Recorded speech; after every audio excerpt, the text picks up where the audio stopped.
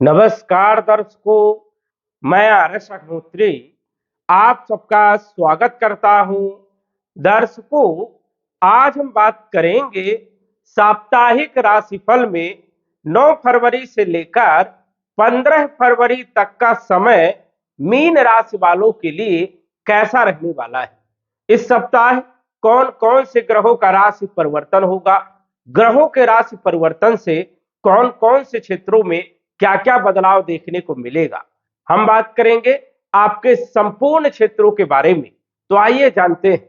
उससे पहले यह समझिए कि यह फलादेश चंद्र राशि पर आधारित है। नाम राशि के आधार पर भी जान सकते हैं और लग्न राशि के आधार पर भी जान सकते हैं। ये जो आप कुंडली देख रहे हैं, 9 फरवरी से लेकर के 15 फरवरी तक ग्रहों की स्थिति सौरमंडल में कैसी रहेगी, यहां पर आप समझ सकते हैं। इस सप्ताह 2 ग्रहों का राशि परिवर्तन होगा। सूर्य मकर राशि को छोड़कर कुंभ राशि में आ जाएंगे 13 फरवरी को, और चंद्रमा इस सप्ताह तुला में, वृश्चिक में, धनु में और मकर राशि में गोचर करते हुए दिखेंगे। शनि आपकी राशि मीन में, गुरु मिथुन राशि में, केतु सिंह राशि में और सूर्य मंगल ये दोनों मकर राशि में रहेंगे, लेकिन 13 तारीख को सूर्य कुंभ राशि में आ जाएंगे और बुध शुक्र राहु ये कुंभ राशि में गोचर करेंगे। अब हम जान लेते हैं कि इन ग्रहों का प्रभाव इस सप्ताह हमारे लिए कैसा रहेगा, किन क्षेत्रों के लिए पॉजिटिव और किन क्षेत्रों के लिए नेगेटिव रहने वाला है। बचाव के लिए हमें क्या उपाय करना चाहिए वो भी जानेंगे। सबसे पहले तो हम बात करेंगे चंद्रमा के बारे में, क्योंकि चंद्रमा सबसे ज्यादा इंपॉर्टेंट है। चंद्रमा का प्रभाव हमारे मन और मस्तिष्क दोनों पर विशेष रूप से पड़ता है। चंद्रमा जिस प्रकार गोचर करता है, जिस स्थिति में चंद्रमा होता है, उसी के प्रकार जो है हमारा मन जो है काम करता है। चंद्रमा यदि पॉजिटिव स्थान पर गोचर कर रहा है या फिर शुभ ग्रहों के साथ गोचर कर रहा है तो हमारा मन बड़ा प्रसन्न रहेगा, काम काज करने में मन लगेगा और हमें सफलता भी मिलेगी। लेकिन यही चंद्रमा अशुभ प्रभाव में है, अशुभ भाव में है, अशुभ ग्रहों के साथ गोचर कर रहा है, पीड़ित होगा तो मन भी हमारा कहीं ना कहीं डिस्टर्ब होगा, कामकाज करने में मन नहीं लगेगा, आलस्य आएगी और कार्यों में गलतियां होगी, बहस होगी और काम खराब होगा। आपने महसूस किया होगा कि महीने में कुछ ऐसे दिन होते हैं जो खराब बीतते हैं। ऐसा क्यों? इसलिए कि चंद्रमा 2.25 दिन में राशि परिवर्तन कर जाते हैं, 2.25 दिन में अपना पूरा प्रभाव दिखाते हैं। चंद्रमा यदि अच्छी पोजीशन में है तो मन प्रसन्न रहेगा, चंद्रमा यदि खराब पोजीशन में है तो मन डिस्टर्ब रहेगा, और यदि मन खराब है तो फिर पूरा दिन जो है वो खराब बीतता है। किसी के साथ बहस हो जाती है, कामकाज में गलतियां होती है और कहीं ना कहीं कुछ न कुछ परेशानियां जरूर देखने को मिलती है। तो इस सप्ताह क्या स्थिति रहने वाली है चंद्रमा की? 9 तारीख को चंद्रमा आपके अष्टम भाव में तुला राशि में गोचर करेंगे, जो कि अच्छे नहीं है। मानसिक टेंशन, धन खर्चे, पेट से जुड़ी हुई समस्या, सर्दी जुकाम कफ वाली प्रकृति जो है वो बढ़ सकती है। वही संतान को लेकर के चिंता, फाइनेंशियल स्थिति में उतार चढ़ाव देखने को जरूर मिलेगा।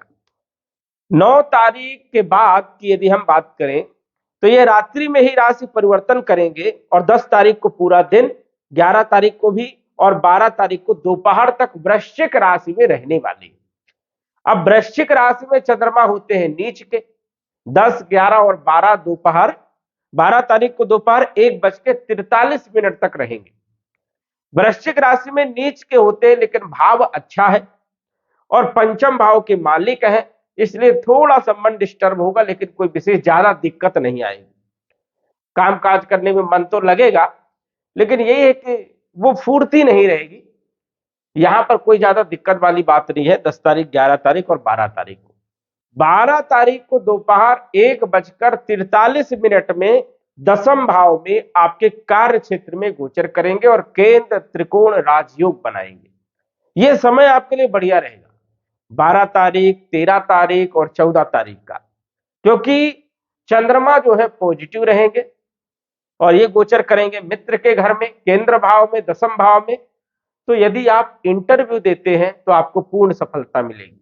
नौकरी के लिए प्रयत्न करते हैं या ज्वाइनिंग करते हैं तो आगे का समय आपके लिए बढ़िया रहेगा, ग्रोथ मिलेगी। कैरियर से जुड़े हुए कोई भी काम करते हैं, कार्य से जुड़े हुए, कर्म से जुड़े हुए कोई भी काम करते हैं, उसमें आपको सफलता मिलेगी। यदि आप व्यापार कर रहे हो, व्यवसाय कर रहे हो, नौकरी कर रहे हो, तो उसमें आपको जो है यहां पर अच्छी स्थिति बनने वाली है, अच्छा लाभ आपको देखने को मिलेगा, कार्य सिद्धि यहां पर होगी। विद्यार्थियों के लिए भी समय बढ़िया रहेगा, लव लाइफ के लिए भी समय बढ़िया है और फाइनेंशियल स्थिति भी बढ़िया रहेगी। 15 तारीख को चंद्रमा मकर राशि में लाभ भाव में गोचर करेंगे मंगल के साथ, महालक्ष्मी राजयोग बनेगा। ये भी आपके लिए बहुत अच्छी स्थिति है। 15 तारीख के दिन लाभ होगा, आय में वृद्धि होगी, धन लाभ हो सकता है, शिक्षा, संतान, लव लाइफ, फाइनेंशियल स्थिति आपकी बढ़िया रहेगी।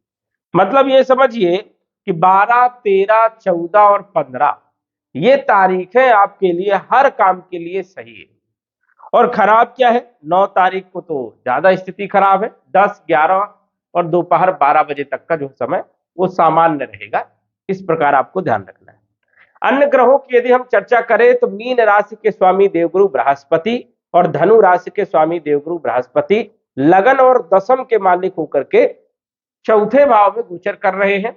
और यहां पर यदि हम बात करें तो पूर्ण दृष्टि से कैरियर को देख भी रहे हैं। हेल्थ आपकी बढ़िया रहेगी इस सप्ताह, कॉन्फिडेंस अच्छा रहेगा, अपॉर्चुनिटी भी कुछ ना कुछ मिल सकती है। और आपके ऊपर शनि की 7.5 का दूसरा चरण भी चल रहा है, तो ये एक स्थिति आपके लिए लाभप्रद है। कैरियर, चाहे आप नौकरी कर रहे हो, चाहे व्यवसाय कर रहे हो, चाहे स्वयं का कोई काम कर रहे हो, तो यहां पर स्थिति आपके लिए बढ़िया है। लेकिन व्यापार में कुछ क्षेत्रों में जो है थोड़ी दिक्कत रहेगी, ये ध्यान रखना है। धन के मालिक मंगल और भाग्य के मालिक मंगल लाभ भाव में उच्च के गोचर कर रहे हैं। इसका मतलब है कि इस सप्ताह धन की प्राप्ति होगी, लाभ होगा, आय में वृद्धि और भाग्य का पूरा साथ मिलेगा, कुटुंब परिवार का सहयोग मिलेगा। तीसरे भाव के मालिक शुक्र, अष्टम भाव के मालिक शुक्र गोचर कर रहे हैं 12वें भाव में विपरीत परिवर्तन राजयोग बनाकर। यात्राओं के लिए अच्छे हैं, विदेश की यात्राएं हो सकती है, विदेश से जुड़े हुए काम आप कर सकते हो, अकस्मात लाभ हो सकता है, तो ये भी आपके लिए अच्छी स्थिति है। बुध आपके चौथे भाव के भी मालिक है और सप्तम के मालिक है, 12वें भाव में गोचर कर रहे हैं। यहां पर स्थिति बढ़िया नहीं है, क्योंकि बुध 12वें भाव में अच्छे परिणाम नहीं देते हैं। तो भूमि भवन प्रॉपर्टी से जुड़े हुए कार्यों में देख रेख करके काम करें। वही व्यापार को लेकर के थोड़ी चिंता तो रहेगी, लेकिन कोई डील यदि आप व्यापार को लेकर के कर रहे हैं तो इस सप्ताह ध्यान रखना। वैसे गुरु कर्म भाव को देख रहे हैं तो काफी स्थिति को बेहतर बनाएंगे, लेकिन फिर भी व्यापार से जुड़ी हुई समस्या, वैवाहिक जीवन से जुड़ी हुई समस्या, दैनिक आय से जुड़ी हुई समस्या या पार्टनरशिप से जुड़ी हुई समस्या देखने को मिल सकती है। तो यहां पर आपको ध्यान रखना है, क्योंकि बुध 12वें भाव में गोचर कर रहे हैं, पति पत्नी में टकराव हो सकता है, तो यहां पर भी आपको ध्यान रखना है। इसके बाद यदि हम बात करें, शनि जो है एकादश और द्वादश के मालिक है, लगन में गोचर कर रहे हैं, वो भी अपने नक्षत्र में है और धीरे धीरे मजबूत स्थिति की ओर बढ़ रहे हैं। लाभ होगा, आय में वृद्धि होगी, थोड़ा कार्यों में डिले जरूर होगा, लेकिन विदेश से अच्छा लाभ होगा। जो लोग विदेश जाना चाहते हैं या विदेश में रह रहे हैं, दोनों की स्थिति यहाँ पर बढ़िया है। एक्सपोर्ट इंपोर्ट का काम करते हैं तो भी अच्छा लाभ यहाँ पर मिलेगा। 12वें भाव में राहु बैठे हैं, यहां पर सिंगल अकेले यदि बैठे तो ज्यादा अच्छा है, दो ग्रहों के साथ गोचर कर रहे हैं, तो यहां पर थोड़ा ध्यान रखना है, खर्चे बढ़ सकते हैं। और केतु जो है छठे भाव में बैठे हैं, तो सूर्य की स्थिति जो है 13 तारीख तक बढ़िया है, इस कारण से केतु आपको सपोर्ट करने का काम करेंगे, रोग ऋण शत्रुओं को समन करेंगे और कंपटीशन में सफलता देने का काम करेंगे। सूर्य जो है छठे भाव के मालिक होकर के लाभ भाव में गोचर कर रहे हैं, लाभ देंगे, कंपटीशन में सफलता देने का काम करेंगे और शत्रुओं को परास्त करने का काम करेंगे। लेकिन ये 13 तारीख तक रहेंगे और 13 तारीख को 12वें भाव में चले जाएंगे। सूर्य ग्रहण दोष भी बनेगा यहाँ पर और चारित्रिक दोष और जड़ दोष भी बनेगा, तो इसलिए थोड़ा सा यहाँ पर ध्यान रखना है, क्योंकि 12वें भाव में 4 ग्रहों का गोचर अच्छा नहीं माना जाता है, तो खर्चे हो सकते हैं। वैसे विशेष तौर पर देखा जाए तो सूर्य की दृष्टि अपने राशि पर रहेगी, इसलिए ज्यादा यहाँ पर तकलीफ वाली बात नहीं है, लेकिन फिर भी थोड़ा सा सावधान जरूर रहें। बुद्धि का सही इस्तेमाल करें या दूसरों का सलाह लेकर के काम करें, क्योंकि कई गलत कार्य हो सकते हैं या डिसीजन आपके गलत हो सकते हैं।